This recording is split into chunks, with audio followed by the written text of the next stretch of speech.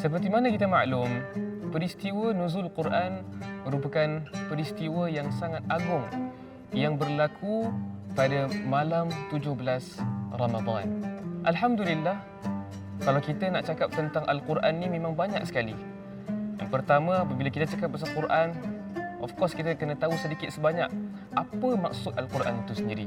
Al-Quran itu adalah firman ataupun kalam Allah Subhanahu wa taala yang telah diwahyukan kepada Rasulullah sallallahu alaihi wasallam melalui perantaraan Jibril alaihi salam dalam bahasa Arab, dan juga pembacaannya merupakan suatu ibadah.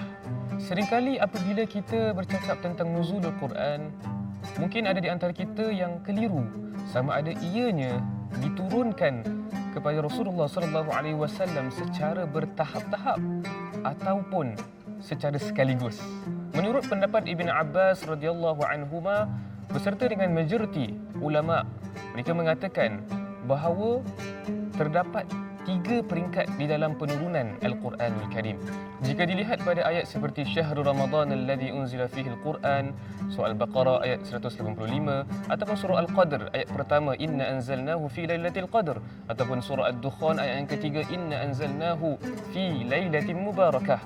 Kesemua ayat ini menunjukkan bahawa Al-Quran ini diturunkan secara sekaligus.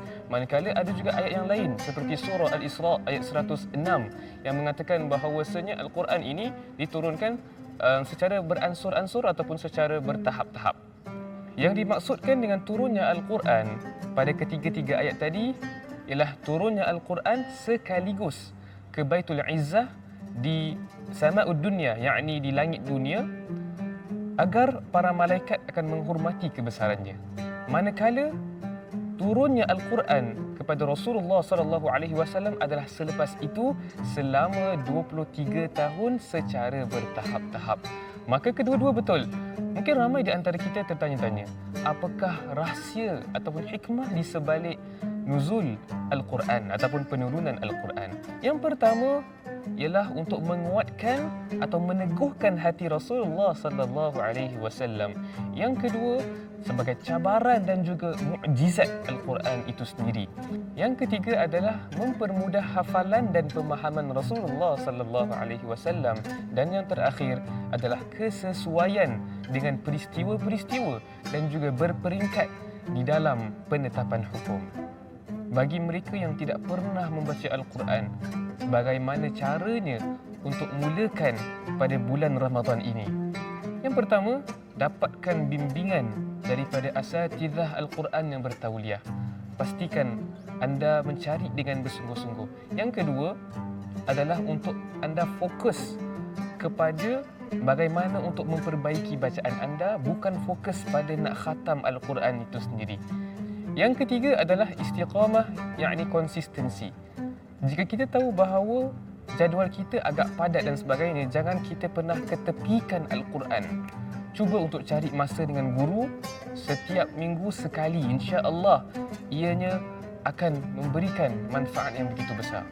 Yang keempat adalah ulang kaji secara sendirian, menerusi rakaman audio ataupun video melalui Zoom yang pernah kita membaca dengan guru kita, dan cuba untuk ikuti bacaan guru. Yang kelima dan yang terakhir, dapatkan sokongan daripada seseorang. Yang terbaik sudah semestinya daripada kalangan ahli keluarga sendiri. Jika tidak ada, anda boleh ke masjid-masjid serata Singapura. Terdapat pelbagai program-program Al-Quran seperti apa? Tadarus Al-Qurannya, khatam Al-Quran, Quran Hour dan sebagainya, untuk anda manfaatkan masa anda ini dengan Al-Quran, terutama pada musim nuzulul Quran ini. Jangan lepaskan peluang ini untuk merebut ladang pahala. Wassalamualaikum warahmatullahi wabarakatuh.